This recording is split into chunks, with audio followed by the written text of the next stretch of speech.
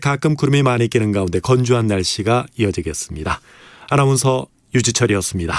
KBS 제1라디오 10시 뉴스를 마칩니다. KBS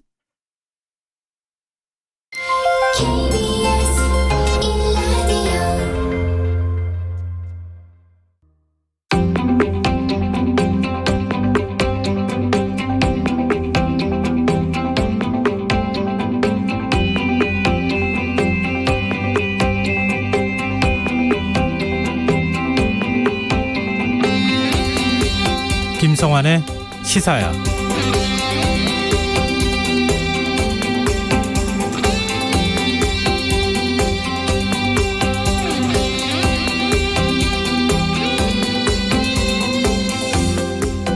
안녕하십니까. 시사평론가 김성환입니다. 치열한 접전 끝에 국민의힘 윤석열 후보가 제20대 대통령에 당선됐습니다. 국회 경험이 전무한 영선, 그것도 정치권에 발을 들인 지 불과 8개월밖에 되지 않은 그야말로 정치 신인이 대권을 거머쥐면서 대한민국 정치사를 새롭게 썼다는 평가가 나오는데요. 윤석열 대통령 당선인 앞엔 국민 통합이란 쉽지 않은 과제가 놓여 있습니다.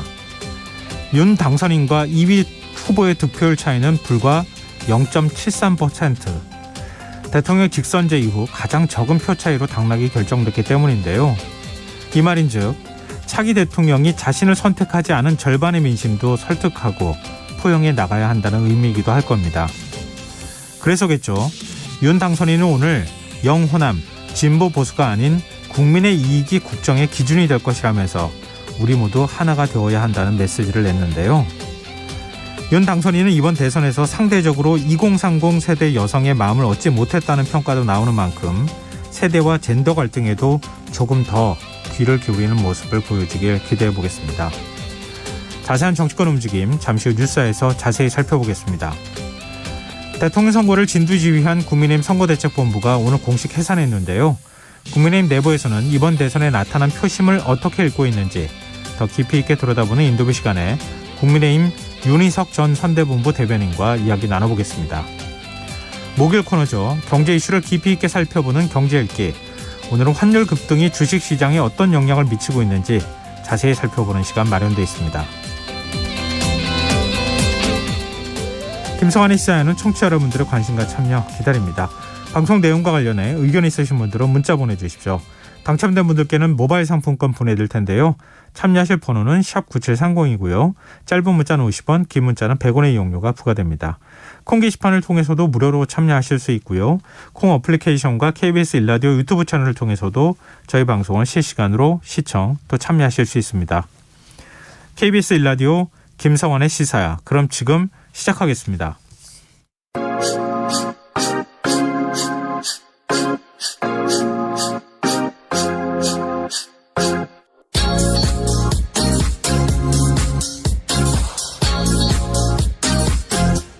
KBS 1라디오 김성환의 시사야.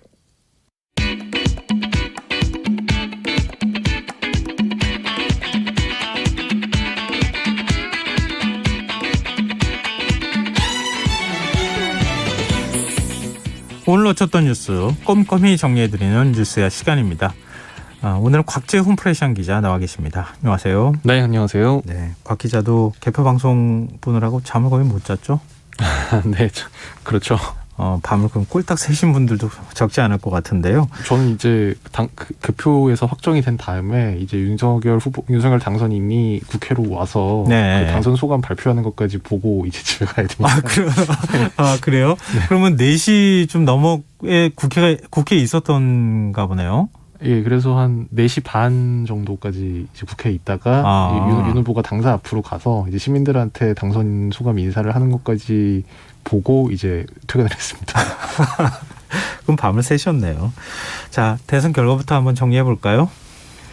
네, 오늘 사실 이 개표율이 90%가 넘을 때까지 당선인을 확정짓지 못하는 상황이 벌어졌었는데요. 네. 오늘 오늘 오전 이 중앙선거관리위원회 홈페이지 개표 진행 상황을 보면 새벽 한 5시 23분 정도 이제 이때 전국 개표율이 99.6%를 넘은 가운데 윤석열 윤석열 후보가 48.6%를 득표해서 남은 개표와 상관없이 이때 시점에서 당선이 확정이 됐습니다. 네. 이 개표 중반까지는 이재명 후보가 우세한 흐름을 보였는데 개표율 51% 시점에 윤석열 후보가 처음으로 역전을 한 이후에 이제 계속 다시 재역전을 허용하지 않고 0.6에서 1.0% 정도 포인트 격차를 유지를 해갔습니다. 결국 개표율 100% 상황 기준으로 윤석열 당선인의 득표율은 48.56%, 이재명 후보 득표율은 47.83%를 각각 기록했고요. 두 사람 표차는 24만 7천여 표 정도로 득표율 차는 0.73%포인트입니다. 이 두 사람의 표차 24만 7천여 표는 이전에 있었던 최소 표차, 김대중 대통령 당선 때 이 김대중 후보, 이회창 후보 간의 39만여 표보다 더 적은 헌정 사상 이래 가장 최소 표차입니다. 그때는 1.5%포인트 정도 차이가 있었던 대선이었는데 이번에는 그 절반밖에 안 되는 0.73%포인트 차가 났다는 거잖아요. 네. 이 0.73이라고 하는 숫자에 어떤 의미가 담겨 있다고 보세요?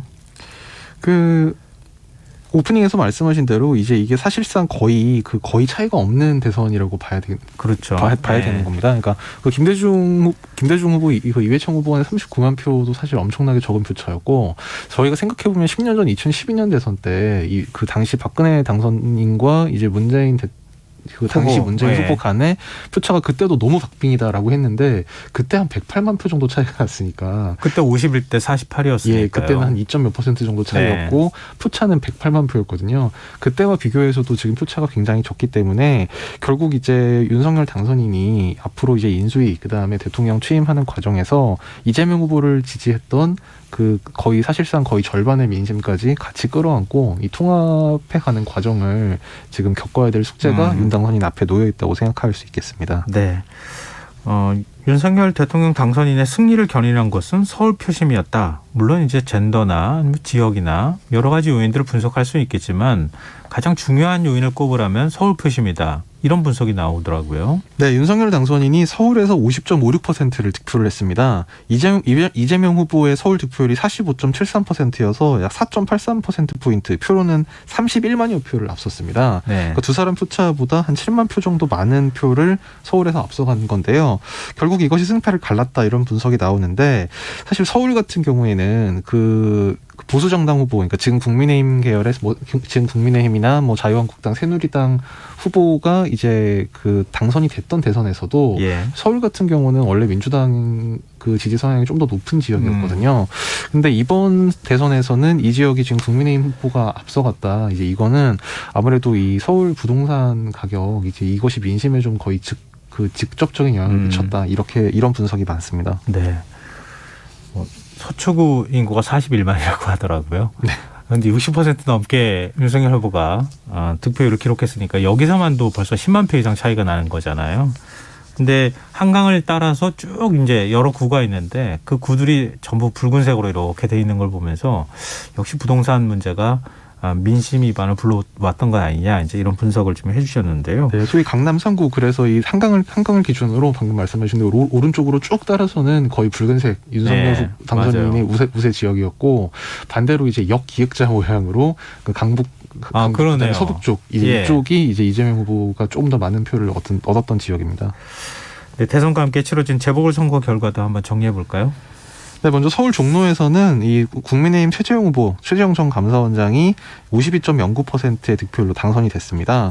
민주당 출신 김영존 전 종로구청장은 28.41%를 반대 그쳤습니다. 경기 안성과 청주 상당에서도 이 국민의힘 후보들이 경쟁 후보들을 가볍게 따돌렸는데요. 안성에서는 이 지역 3선을 한 국민의힘 김학용 후보가 54.18% 득표율로 4선에 올랐고 청주 상당에서는 국민의힘 정우택 후보가 56.91% 득표율로 역시 이 지역구에서 지금 한 4선의 사선 고지에 올랐습니다. 윤희숙 전 의원 사태로 선거가 치러진 서울 서초갑에서는 서초구청장 출신 국민의힘 조은희 후보가 무려 72.72% 아주 압도적인 득표율로 당선이 됐습니다. 네. 그 대구 중구 남구는 이제 국민의힘 곽상도 전 의원 사퇴로 공석이 됐기 때문에 국민의힘에서 후보를 추천하지 않았는데요. 이 지역에서는 이제 그 보수 성향, 그 국민의힘을 탈당한 무소속 후보들 간에 이 선두 다툼이 벌어졌는데 예. 무소속 임병훈 후보가 22.39%의 득표율로 당선이 됐습니다. 이 결과적으로 보면 총 5군데에서 그 국회의원 보궐선거가 있었는데 4군데에서는 국민의힘 후보가 그리고 나머지 한 곳 대구 중남구에서는 국민의힘 출신 무소속 후보가 당선이 돼서 사실상 국민의힘에서 5군데를 모두 석권했다 이렇게 볼 수 있을 것 같습니다. 일단 뭐 정당 소속으로 보면은 4석 늘어났다고 간주하더라도 110석이 되는 거잖아요. 국민의힘이. 네. 뭐 한석 이제 무소속도 결국 나중에 입당을 하게 되면 111석. 그리고 국민의당이 또 3석이 있잖아요. 네. 그럼 114석이 돼야겠네요. 그렇습니다. 예. 물론 이제 민주당하고 비교했을 때는 아직도 뭐 민주당이 170석이 넘는 상황이니까. 민주당만 172석이고 이른바 박병석 국회의장 등 이제 민주당 출신 무소속 의원이 6명 그리고 뭐 시대전환이라든지 뭐 예. 기본소득당 의원이 1명씩 있고요. 그리고 정의당도 6석이 있습니다.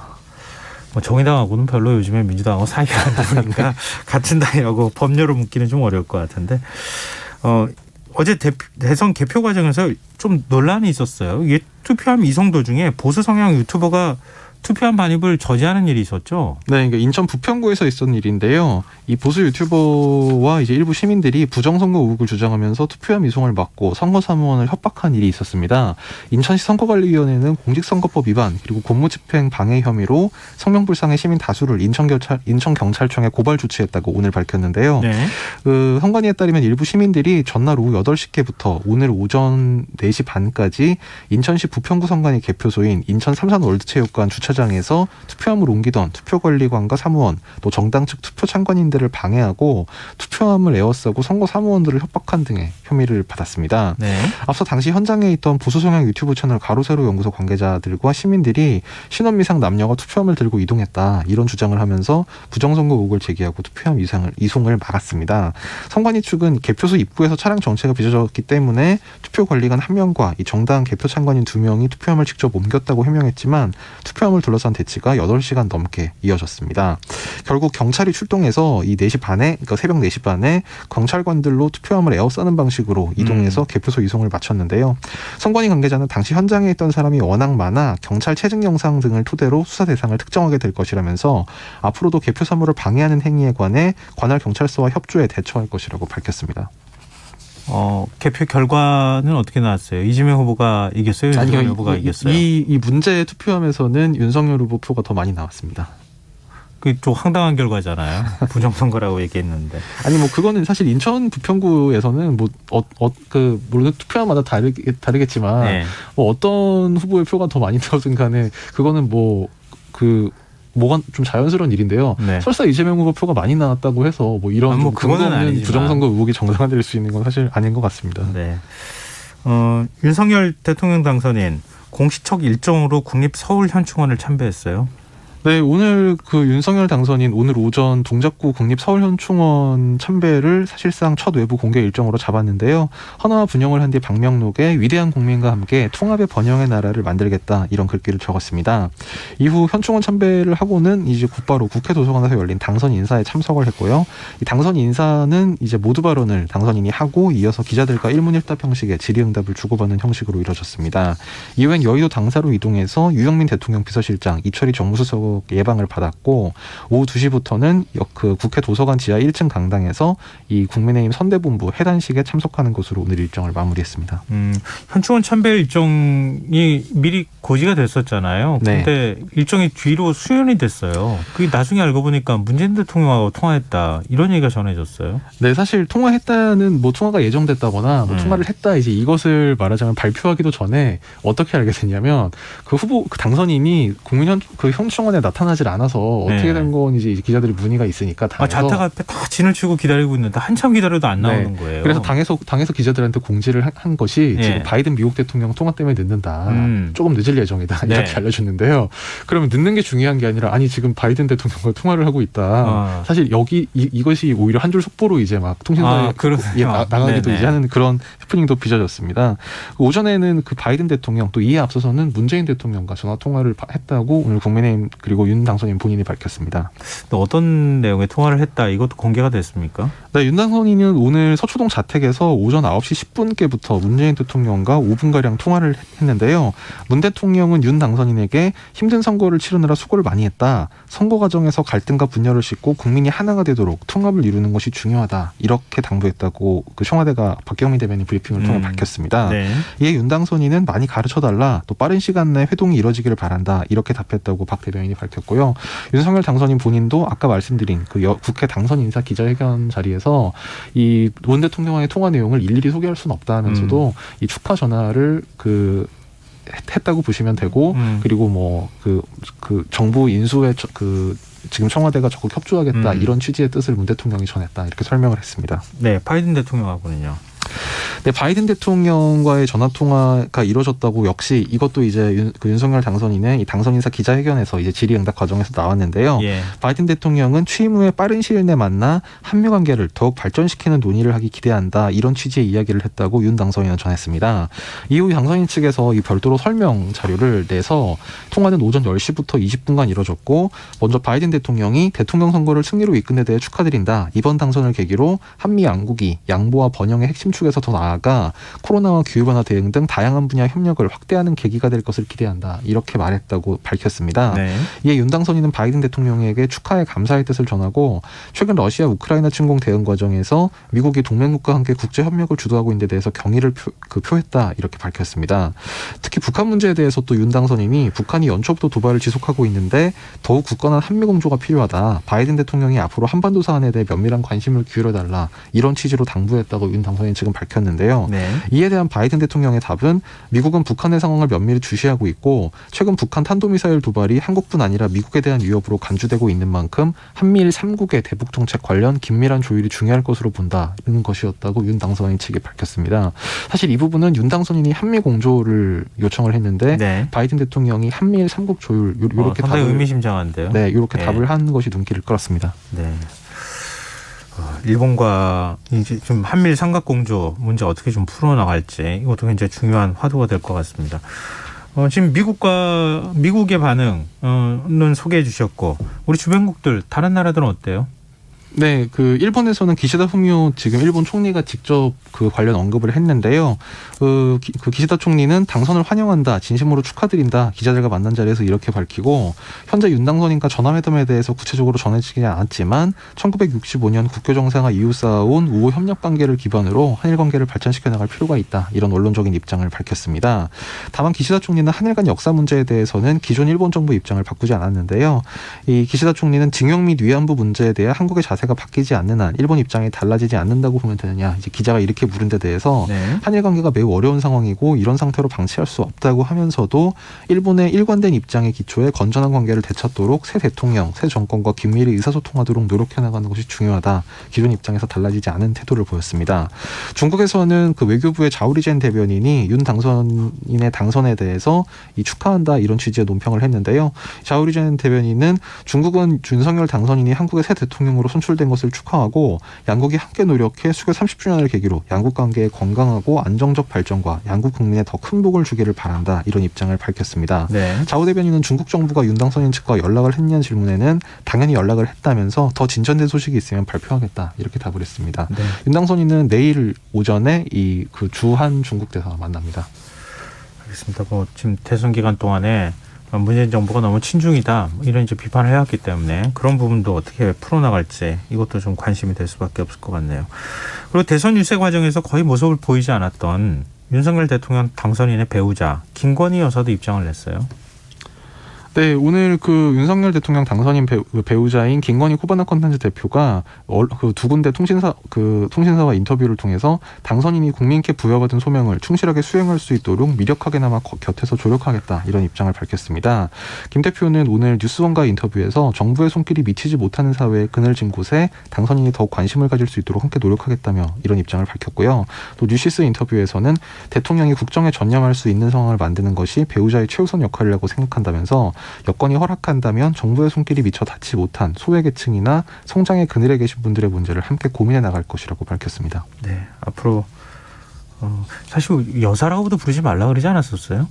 영부인이라고도 부르지 말아야 되는 거 아니냐 뭐 이런 얘기도 나왔었죠. 청와대 제2부속실 폐지하겠다고 얘기하면서 논란이 됐을 때 그렇게 기억을 하고 있는데 사실 여사라고 부르는 건 일반적인 통칭이니까 저희가 안 부를 수도 없는 것 같고 하여튼 앞으로 이제 배우자 역할이 어디까지인지 어디까지 조력을 할 수 있는 것인지 이것도 좀 국민의 관심사가 될 것 같습니다. 지금 여러분께서는 KBS 라디오 김성환의 시사와 함께하고 계십니다. 계속해서 뉴스야 이어가겠습니다. 윤 당선인 오늘 대국민 당선 인사에서 국민 통합 메시지를 냈어요. 네, 윤당선인 아까 제가 말씀드린 오늘 오전 이제 국회 당선 사례 겸한 기자회견에서 정치를 시작한 후 여러 어려움이 있었고 그럴 때마다 왜 국민이 저를 불러놨는지 생각했다면서 공직자가 권력에 굴복하면 정의가 죽고 힘없는 국민은 더욱 위태로워진다. 국민들께서 26년간 공정과 정의를 위해 어떤 권력에도 굴하지 않았던 제 소신에 희망을 걸고 저를 이 자리에 세우셨다. 이 자신의 대선 승리 의미를 이렇게 규정을 했습니다. 네. 이 회견 모두 발언에서는 각 분야별 국정 운영 구상에 대한 윤 당선인의 이제 구상이 짤막하게 언급이 됐는데요. 네. 정치 분야 의제로 통합 그리고 협치가 제시가 됐습니다. 윤 당선인은 의회와 소통하고 야당과 협치하겠다면서 민주국가에서 여소야대라는 것은 자연스러운 일이고 상권 분립도 어느 당이 대통령 행정부를 맡게 되면 다른 당이 의회 주도권을 잡는 것이 크게 이상할 일이 없다. 그런 상황을 통해 우리나라 민주주의와 정치가 훨씬 성숙돼 갈 수 있는 기회라 생각한다. 이런 입장을 밝혔습니다. 또 국정 현안을 놓고 국민들과 진솔하게 소통하겠다면서 기자간담회를 자주 갖겠다. 이런 약속을 하기도 했고요. 네. 또 정치적 유불리가 아닌 국민의 이익과 국익이 국정의 기준이 되면 우리 앞에 진보와 보수의 대한민국도 영원함도 따로 없을 것이라면서 이제 오늘 새벽에 이어 통합의 메시지도 다시 강조를 했습니다. 기자와의 일문일답 과정에도 이 눈에 띄는 발언이 있었어요. 네, 질의응답에서 좀 여러 한 10가지 정도 질문이 오고 갔는데요. 네. 가장 눈에 띄었던 거는 득표율 격차가 생각보다 적었는데 이 젠더 갈라치기 전략의 역풍이 아니냐 이런 지적이 있다는 질문에 대해서 네. 저는 어제 투표 결과를 보고 다 잊어버렸다. 그리고 저는 젠더 성별로 갈라치기 한 적 없다. 윤 당선인이 이렇게 주장을 한 대목이었습니다. 네. 윤 당선인은 남녀의 양성의 문제라고 하는 것을 집합적인 평등이니 대등이니 하는 문제보다는 어느 정도 법과 제도가 만들어져 있기 때문에 개별적 불공정 사안들에 대해서 국가가 관심을 갖고 강력하게 보호하고 대응하는 것이 중요하다는 생각을 쭉 가져왔다. 이렇게 얘기했는데요. 대선 후보 시절 신문 인터뷰에서 했던 더 이상 구조적 성차별은 없다. 차별은 개인적이라고 했던 말이 이 입장이 전혀 달라지지 않은 것으로 보입니다. 윤 당선인은 이 선거 과정에서는 그런 식으로 오해도 받고 공격도 받았지만 남녀 성별을 갈라치기 할 이유가 뭐가 있겠느냐. 그런 것 없으니 오해하지 말라면서 오히려 그렇게 하는 것이 여성을 더 안전하고 강력하게 보호할 수 있는 길이라고 주장했습니다. 네. 그런데 국민의힘 내에서는 이준석 대표가 그동안에 이제 선거 전략으로 제시했던 뭐 세대 포이론 그리고 이대남 전략 이걸 좀 비판하는 목소리가 나오고 있다고요.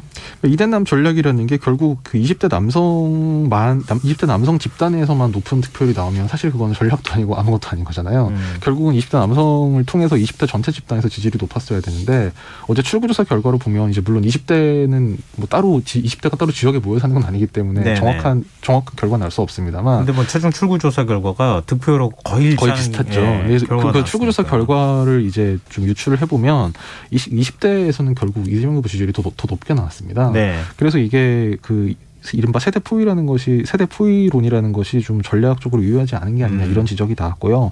이와 관련해서 지금 그 권성동 의원이 오늘 아침 라디오 인터뷰에서 자체 여론조사도 그렇고 각종 여론조사 결과도 이렇게 박빙 흐름이라는 것은 꿈에도 생각을 못했기 때문에 출구조사를 보고 좀 충격받았다 이런 얘기를 하기도 했고요. 예. 그리고 윤희석 선대본부 대변인도 내부에서 이준석 대표가 많은 차이로 이길 거라고 말씀했는데 너무 차이가 많이 나는 결과가 나와 다들 놀란 게 사실이다 이렇게 언급을 하기도 했습니다. 특히 김재현 최고위원은 이 개인적으로 그 젠더 문제에 대한 접근법에 패착이 있었던 거 아니냐 이런 질문을 받고 개인적으로 조금 생각이 다른 부분이 있었다면서 어쨌든 젊은 여성들에게 좀 더 소프트하게 접근하는 노력이 부족하지 않았는가 이렇게 쓴소리를 하기도 했습니다. 네. 2030 여성층이 등을 돌리면서 이렇게 어려운 선거가 됐다. 이제 이런 얘기가 나오고 있다고 하는 건데, 네. 그리고 윤 당선인이 이른바 윤핵관으로 불리는 국민의힘 장제원 의원을 비서실장으로 지명했다 이런 소식이 있어요. 네, 오늘 오전에 새벽에 이제 일부 언론에 그런 내용이 보도가 됐고 예. 오늘 당선 인사 기자회견 때 이제 기자들이 그 부분에 대해서 질문도 했는데요. 네. 윤당선인은 이 장제원 의원이 당선인 비서실장으로 내정된 게 맞느냐 여기에 대해서 뭐 과타부타 답은 하지 않았지만 부인하지도 않으면서 당선자 비서실은 인수위를 출범시키고 지원하는 일을 2달간 하는데 소규모로 효율적으로 빨리 조직하겠다. 그래서 인수위를 지원하고 중요한 인사를 검증하는 초기 역할을 해야 할 것 같다. 이렇게만 얘기를 했습니다. 근데 오후 이제 정옥계 이제 유영민 청와대 비서실장 예방을 받은 자리에서 네. 이제 유영민 실장이 청와대에는 정무수석과 한라인처럼 연락을 하시면 된다. 이제 윤 당선인에게 이렇게 얘기를 하니까 우리 장제원 비서실장하고 그 이철희 수석님하고 계속 통화하시면 되겠다. 이렇게 장제원 의원을 비서실장이라고 공개된 자리에서 이렇게 불러서 사실상 이제 장제원 의원이 비서실장에 내정됐음을 확인됐습니다. 인수위는 어떻게 되는 거예요? 인수위 구성에 좀 밑그림이 나오고 있습니까? 인사라든가 이런 거요? 그 인사는 사실 정말 인수위원장 인사부터 시작해서 인수위에서 하게 될 많은 인사들이 언론의 초미의 관심이 대상이어서 네. 뭐 현재 단계에서는 뭐 정확하게 정해진 바는 없는데요. 다만 이제 그 단일화 과정에서 이 인수위 단계에서부터 함께 국정을 운영하겠다. 이제 윤석열 당선인과 안철수 후보가 이렇게 공개적으로 약속을 한 만큼 일각에서 지금 안철수 대표가 직접 인수위원장을 맡지 않겠느냐 이런 관측이 좀 많이 나오고 있습니다. 네. 시점은 아마 뭐 빠르면 이제 이번 주말 아니면 다음 주 초께 이제 인수위원장을 포함해서 대략적인 윤곽이 나올 것으로 예상이 되고 있습니다. 네. 박빙 승부 끝에 패한 이재명 후보는 해단식에서 자신을 탓해달라 이러면서 윤석열 대통령 당선인을 향한 당부의 말을 전하기도 했어요. 네, 이재명 후보는 오늘 선대위 해단식에서 이재명이 부족해서 패배한 것이라며 모든 책임은 이 부족한 후보에게 있다고 고개를 숙였습니다. 이 후보는 그 민주 당사에서 열린 해단식에서 이재명이 부족해서 패배한 것이지 선대위 민주자 당원 지지자 여러분은 지지 않았다. 여러분은 최선을 다했고 성과를 냈지만 이재명이 부족한 0.7%를 못 채워서 진 것이다. 이렇게 말했습니다. 또 그 연설을 시작하기에 앞서서 긴 한숨을 쉬면서 선대위 상근자를 포함해서 이 전국 지지자 여러분께 감사하다. 이런 인사를 전하고 국민들의 위대함을 믿는다. 지금 이 선택도 국민들의 집단지성의 발현이라 생각한다. 이런 입장을 밝혔습니다. 네. 민주당 지도부는 이번 선거 패배 책임지고 총사퇴를 했고 윤호중 원내대표가 비대위원장을 맡아서 비대위 체제로 전환한다. 이런 입장을 밝혀서 좀 민주당도 내부 정리를 어떻게 하는지 좀 살펴보고요. 마지막으로 정의당 분위기 좀 살펴볼까요? 정의당은 어땠습니까? 네, 정의당도 좀 상당히 그 비통한 분위기였는데요. 그 물론 이제 심상정 후보의 당선을 그 현실적으로 기대했다기보다는 그 득표율이 현실적으로 너무 낮았기 때문에 그 부분에 대해서 좀 침통한 분위기가 이어졌습니다. 오늘 해단식에서 심상정 후보가 울컥하는 모습을 보이기도 했는데요. 심 후보도 이 저조한 성적표는 양당 정치의 벽을 끝내 넘어서지 못한 1세대 집부 정치의 한계이자 바로 저 심상정의 책임이다. 이렇게 자신의 탓이라고 이야기를 하고 앞으로 백의종군하겠다. 이런 입장을 밝혔습니다. 심 후보는 대선 과정에서 결코 부끄럽지 않은 선거를 치렀다. 기후위기와 불평등의 과제를 앞장서 제기했고 정치개혁과 다원적 민주주의의 방향을 이끌어냈고 또 차별과 혐오에 맞서 성평등의 가치를 우리 사회 보편적 원칙으로 세워냈다. 이렇게 자부를 하면서 다만 마지막 소임으로 임한 만큼 더 나은 성과로 헌신했어야 하는데 저의 부족함이 아쉽고 미안할 뿐이다. 이렇게 말하면서 다소 눈물을 비치는 모습을 보이기도 했습니다. 네. 시 후보를 찍고 싶었지만 어쩔 수 없이 이재명 후보를 찍었다. 2030 여성들이 미안한 마음을 담아서 12억 원가량의 후원금을 냈다. 뭐 이런 소식도 전해지고 있네요. 앞으로 뭐 하여튼 지금 민주당도 그렇고 정의당도 당내 혼선이나 그러니까 당내에서 어떻게 이번 대선 패배나 이런 부분들을 정리해 나가는지 저희가 좀 지켜봐야 될 부분이 아닐까 싶네요. 자, 오늘 뉴스 여기까지 하겠습니다. 지금까지 곽재훈 프레시안 기자였습니다. 고맙습니다. 감사합니다.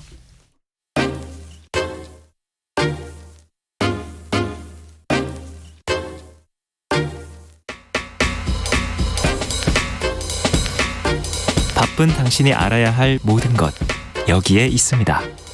KBS 1라디오 김성환의 시사야.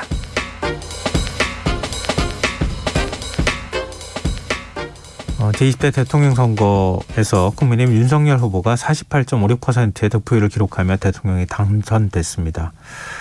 약 24만 표, 역대 최소 표차로 아슬아슬하게 승부가 갈렸는데요.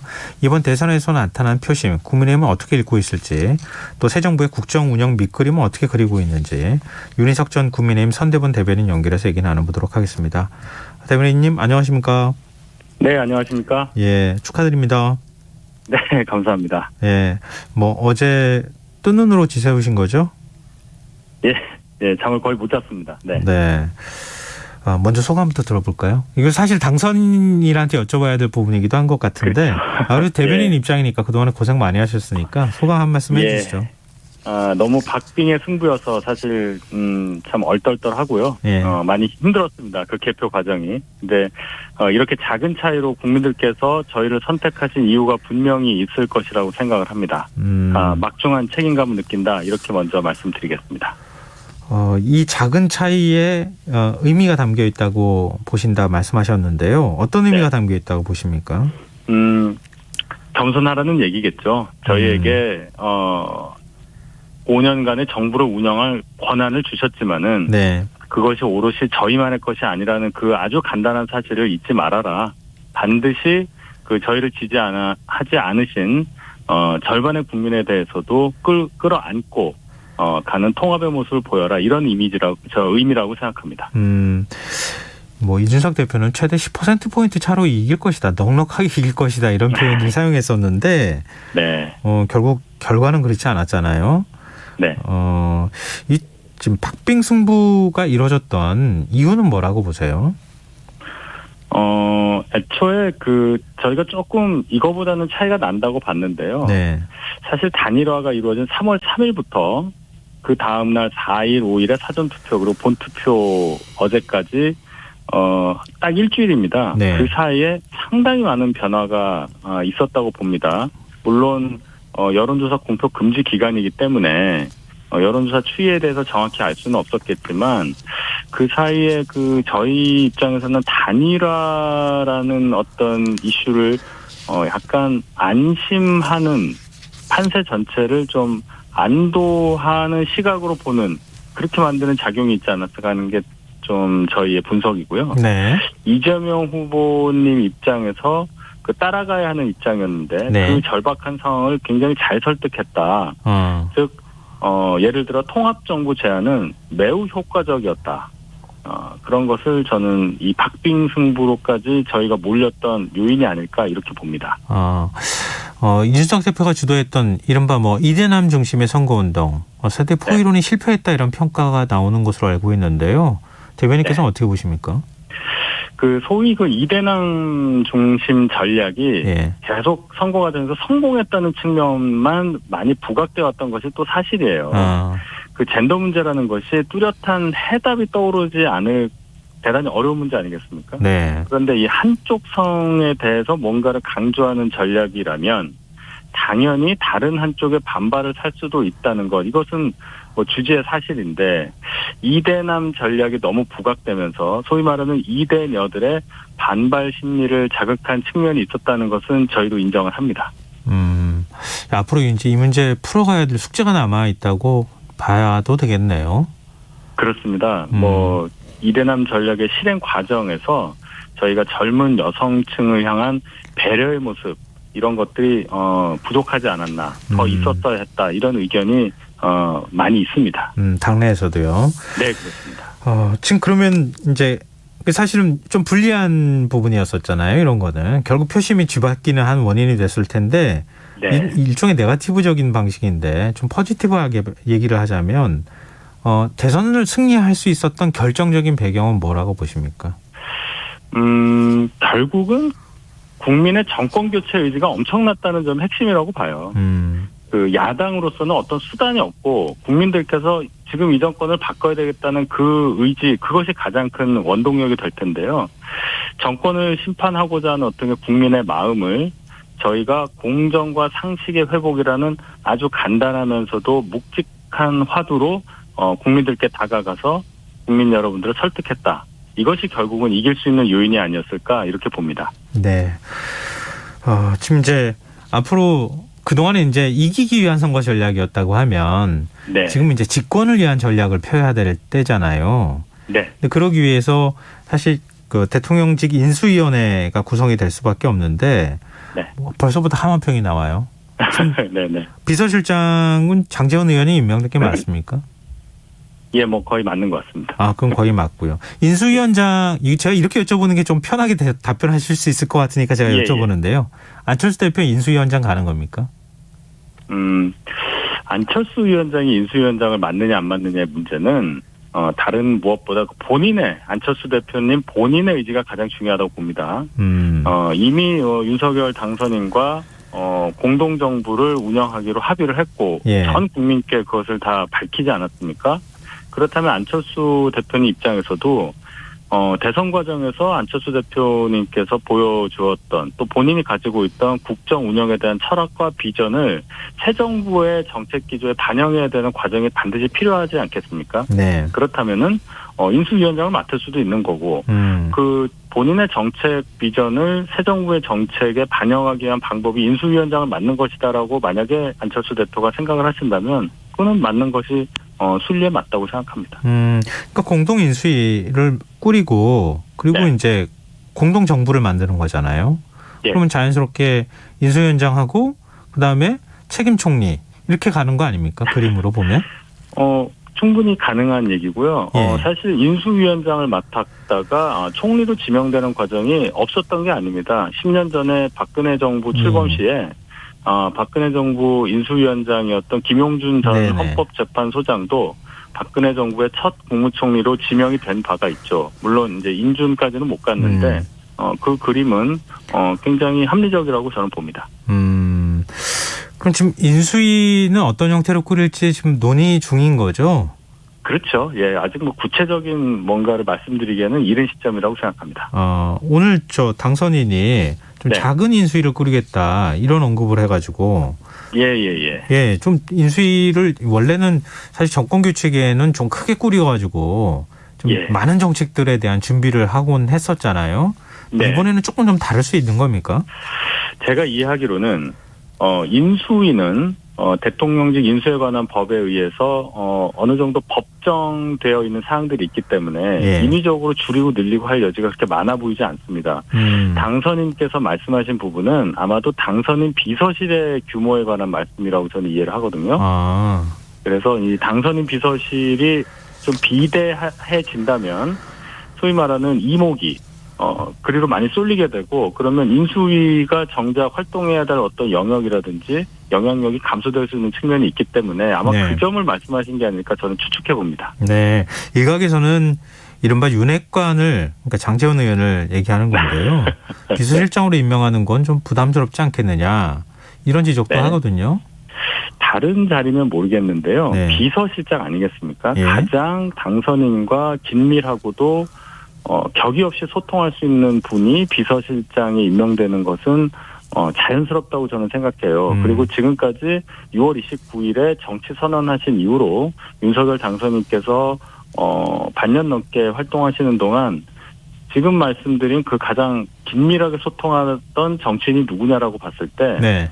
누가 뭐래도 장제원 의원이라는 것은 다 인정한다고 저는 보거든요. 네. 그렇다면 비서실장으로 당선인 비서실장으로 장제원 의원이 활동하는 것은 순리에 맞다고 저는 생각합니다. 근데 윤석열 후보가 당선되고 난 다음에 바로 나오는 얘기가 여가부 폐지, 주 52시간제 완화, 최저임금제 폐지 뭐 이런 문제 과연 어떻게 네. 할 거냐 네. 이런 뭐 궁금증이기도 하고요. 예. 또 우려의 목소리이기도 하고 그러거든요. 그러니까 예. 지금 이런 공약들 다 다시 정리하는 작업을 하는 겁니까? 그 부분에 대해서 반대하시는 분들도 있고 또 그 반대가 어떤 오해에서 나온 것도 많이 있다고 봐요. 그 여가부 폐지라는 게 그 폐지라는 단어만 딱 들었을 때는 이것은 여성 권익에 대해서는 아예 포기하는 거냐 이렇게 이제 생각되실 부분이 있는데 저희가 여가부 폐지라고 말씀드린 것은 현재의 여가부 체제가 더 이상 작동하기 어려워서 개선을 하겠다는 의미라는 것을 제가 다시 한번 말씀드리고요. 네. 최저임금제 관련해서도 폐지가 아니라 최저임금 이하를 받더라도 근로를 하겠다는 의사가 있는 분들에 대해서는 어떻게 유연하게 적용을 하겠느냐. 네. 여기에 대한 고민의 결과였다고 다시 한번 강조를 드리고 주 52시간도 비슷한 논리입니다. 따라서 이 부분에 대해서는 민주당을 비롯한 여러 정당들과 더 협의하고 저희의 진의를 전달하고 국민께 다시 설득을 드리는 그런 작업이 먼저 우선돼야 한다는 점을 인정을 합니다. 근데 통합하고 협치를 강조하지 않았습니까? 당선인이. 예. 결국 이제 민주당하고 협치하는 문제가 큰 과제로 남아있는 거 아닙니까? 정부조직법 개편하는 것도 그렇고 법률안을 개정하는 것도 그렇고요. 그렇습니다. 어떤 방식으로 협치와 의회 존중을 해야 된다고 보시는지요? 사실 정치 신인이라고 할 수 있는 윤석열 당선인이 이제 현직 대통령으로 일을 하시게 되면 역대 가장 기울어진 형태의 여소야대 상황에서 취임을 하시게 되는 거예요. 예. 민주당의 협조 없이는 정말로 할 수 있는 일이 그렇게 많지 않을 겁니다. 그렇다면은 민주당 또는 민주당을 지지하시는 국민들의 마음을 다 보듬어야 되는데 예. 결국은 민주당의 정책이라도 국민께 도움이 되는 부분은 수용을 하고 또 어떤 인사가 있는데 능력 있고 출중한 분이지만 민주당 인사다. 그래도 받아들일 수 있는 유연함. 일종의 통합정부의 형태가 될 수도 있을 텐데요. 네. 그러한 열려있는 국정 운영 기조를 유지한다면 그런 어려움을 뚫을 수 있지 않을까 이렇게 생각해 봅니다. 네. 마지막으로요. 윤희석 네. 대변인 인수위 가시는 겁니까? 저는 뭐 그런 얘기는 못 들어봤고요. 네. 저는 뭐 이 정부에서 이 정부가 성공할 수 있도록 제가 할 수 있는 역할이 있다면 마다하지 않고 최선을 다할 그럴 각오만 다지고 있습니다. 네. 오라고 하면 가겠다는 뜻으로 받아들이겠습니다. 네. 오늘 말씀 여기까지 듣겠습니다. 고맙습니다. 네, 감사합니다. 네. 지금까지 윤희석 전 국민의힘 선대본 대변인이었습니다.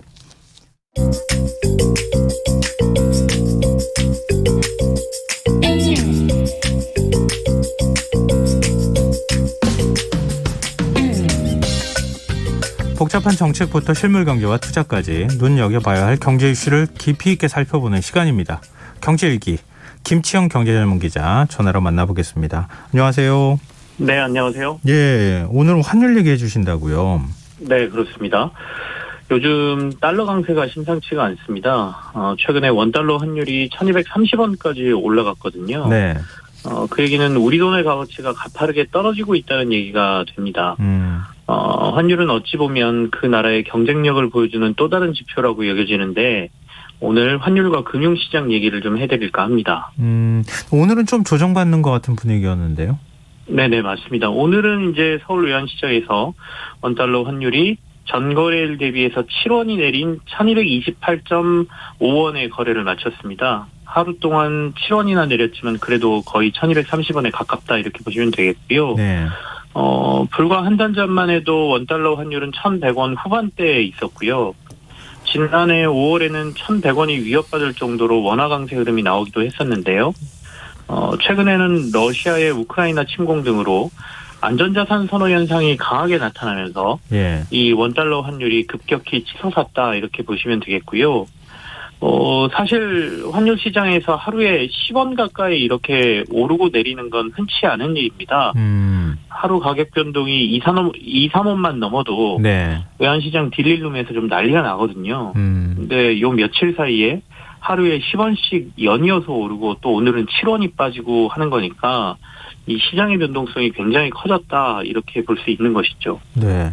우리 뭐 외환 보유고도 4,300억 달러인가요? 네. 그 정도 되고 무역 수지도 흑자로 다시 돌아섰잖아요.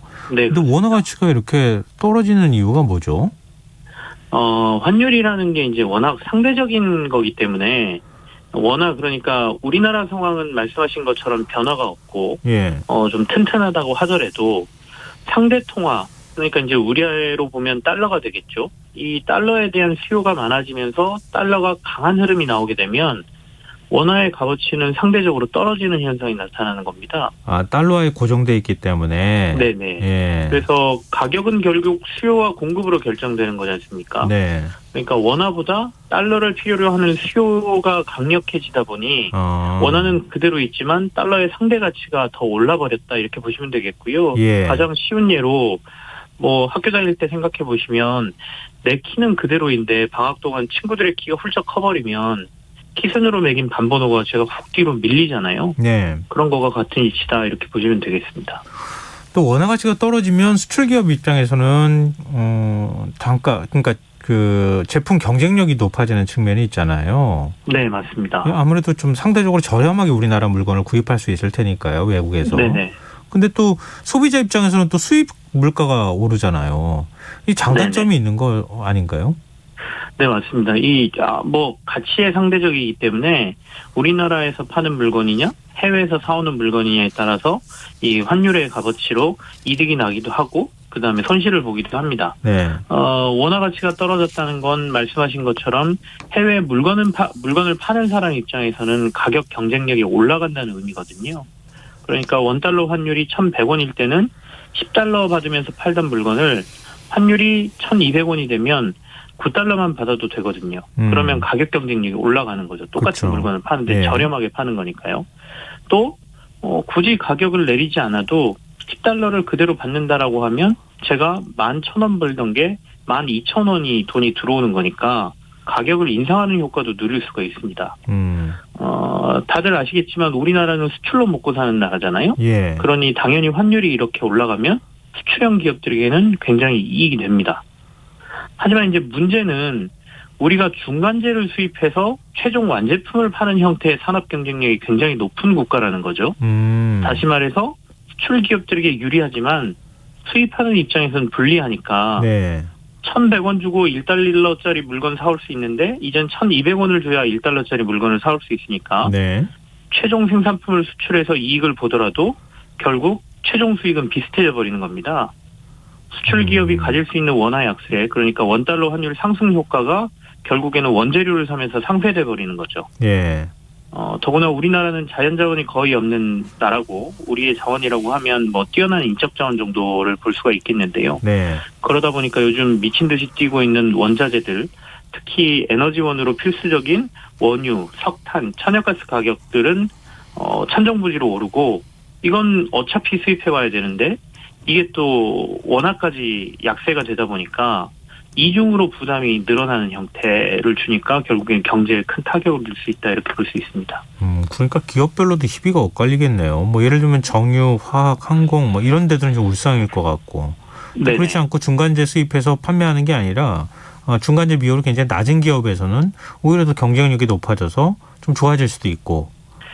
그래서 지금은 그 가격의 상승이나 환율의 이런 거를 최종 물건에다가 쉽게 전가시킬 수 있는 업종 같은 경우에는 그래도 좀 괜찮은데 예. 그러지 못하는 곳들 같은 경우에는 피해를 좀 보고요. 아까 말씀해 주신 데는 정유 같은 경우에는 그래도 물건을 원유를 사와서 예. 저희가 다시 최종적으로는 여러 물건으로 만들어서 판매를 하거든요. 수출을 또 하거든요. 예. 그나마 좀 나은데 예. 항공이나 이런 데들 같은 경우에는 그걸 떼서 결국에는 운항을 해야 되기 때문에 타격이 그렇죠. 좀 더 크다고 볼 수 있습니다. 기름값이 유가가 올라가니까. 네네. 근데 이 환율이 오르면 외국인들이 우리 주시장에서 주식 팔고 나가는 거 아닌가요? 네, 맞습니다. 이게 네. 매수자 입장에서는 더 많은 주식을 살 수 있다라는 장점은 있죠. 이걸 매수자로 생각을 하면요. 네. 다만 원화가 약세를 보인다는 건 앞서 잠깐 언급을 드렸습니다만 우리나라 경쟁력이 다소 떨어졌다는 의미로 읽히게 되거든요. 네. 그 이유가 상대적으로 달러 강세가 나와서라고는 하지만 매수자 입장에서는 혹시 지속해서 원화 약세가 나오게 되면 살 때는 좀 유리한데 사고 나서 주가 하락하고 원화 가치 하락 이중 피해를 볼 수 있다라는 점에서 매수 자체를 좀 꺼리게 되고요. 네. 반대로 앞서 지적해 주신 것처럼 이미 한국 주식을 들고 있는 외국인들 입장을 생각해 보시면 주가가 떨어지지 않아도 투자한 돈을 달러로 바꾸는 것만으로도 이제 손해를 보게 됩니다. 이렇게 원화 약세가 나타나면. 그러네요. 네. 실제 며칠 사이 원화가 한 20%가량 떨어졌거든요. 네. 이 얘기는 외국인 투자자들은 가만히 앉아서 손실을 20% 봤다는 얘기하고 동일한 겁니다.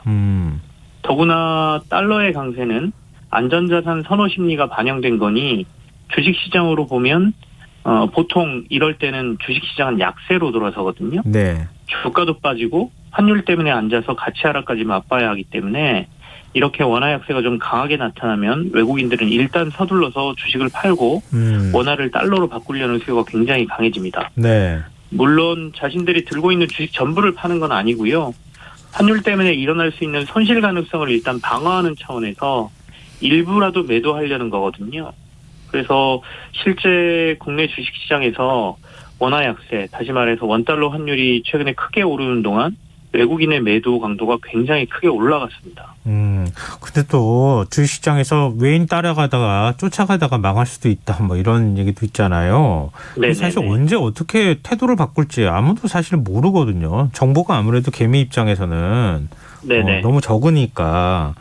근데 뭐 결국 그렇게 되면 우리가 이런 건 이런 관계가 있다 이렇게 좀 정리를 할 필요가 있을 것 같은데요. 환율과 주가 상관관계가 실제 데이터로도 그렇게 증명이 됩니까? 네, 뭐 어느 정도는 증명이 된다 이렇게 보실 수 있을 것 같은데요. 네. 최근에 이제 NH투자증권에서 지난 10년간 코스피 지수가 10% 이상 상승한 시기 8번을 분석해 보니까 네. 모두 원달러 환율이 하락했을 때였다. 그러니까 다시 말해서 원화의 강세가 나타나는 때였다는 거거든요. 그러니까 지금처럼 원화가 약세를 보이면 코스피 지수는 하락을 하는 걸로 반대로 해석할 수 있는 것이고요. 실제 2016년 2월부터 2018년까지 원달러 환율이 한 12% 정도 떨어진 시기, 그러니까 12% 정도 강세가 나온 시기에 코스피 지수 상승률은 41%나 올라갔습니다. 그리고 조금 최근으로 가보면 2020년 3월부터 11월까지 원달러 환율이 13% 정도 하락한 시기에도 코스피 지수 상승률이 70%나 됐습니다. 그러니까 이게 뭐 다른 변수도 있겠습니다만은 그래도 매번 이렇게 주가가 올라갈 때 원달러 환율이 떨어졌다는 거는 환율하고 지수 상승의 관계는 분명히 역의 관계가 있다. 이렇게 저희가 데이터로 입증됐다 이렇게 볼 수 있는 것이죠. 최근에 주식 시황이 안 좋은 것도 이것이 한 원인이 될 수 있겠다 이런 생각이 드네요. 네네. 네, 요즘에는 해외 주식 계좌 갖고 직접 투자하시는 분들도 꽤 많더라고요. 네네, 맞습니다. 반대로 해외 주식을 사는 건 어떻습니까? 고려할 만하다고 보입니다. 다만 이제 이렇게 원화 가치가 떨어졌을 때 달러를 사는 건 아무래도 부담이 좀 늘어나는 거나 마찬가지지 않습니까? 예. 그러니까 이거는 조금 고려를 먼저 하셔야 될 것 같고요. 그리고 미국 기업들 입장에서도 사업 구조상 수출이 높은 비중, 특히 신흥국 쪽으로 이 수출이 높은 기업들 같은 경우에는 달러가 약해질 때 이익폭이 좀 늘어나거든요. 예. 그래서 최대의 효과를 보려면 달러 강세가 어느 정도 고점이 됐다라는 판단들이 나올 때쯤에 예. 물론 이걸 저희가 정확히 알아내기는 좀 힘들겠지만 네. 다소 달러 강세가 진정될 시기를 고려하셔서 해외 주식을 매수하는 것, 매수하더라도 이렇게 신흥시장 쪽으로 좀 매출 비중이 높은 기업들을 선택해서 투자를 해놓으시면 주가의 상승과 그다음에 환율의 어떤 효과까지 이중으로 보실 수 있다라는 전략을 사용하실 수 있을 것 같습니다.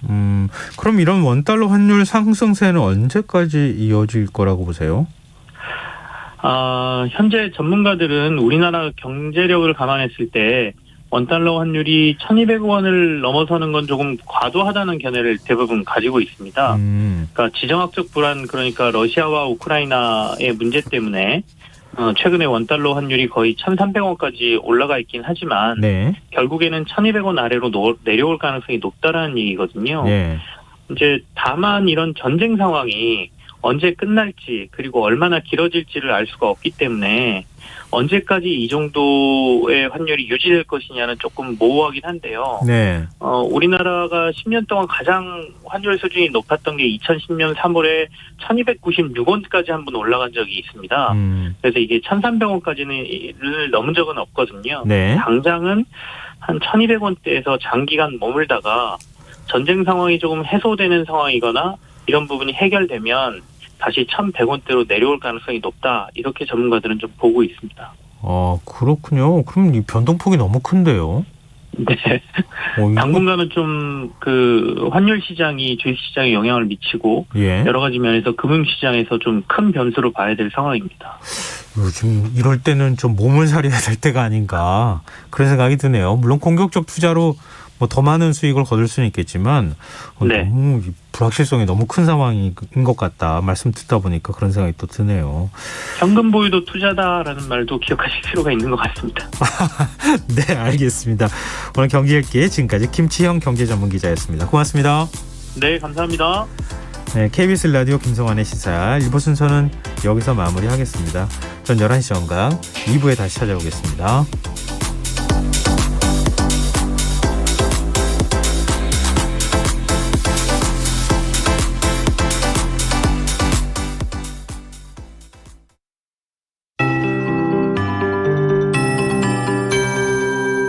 KBS 58분 날씨. 내일 전국이 가끔 구름 많겠고 오후부터 남부지방과 제주도는 차차 흐려지겠습니다. 내일 낮부터 밤까지 전북 동부와 전남권, 경남 서부 내륙에 빗방울이 떨어지겠습니다. 당분간 중부지방의 낮 기온 15에서 20도, 남부지방은 20도 내외로 평년보다 높아 따뜻하겠고 아침 기온 5도 내외로 떨어져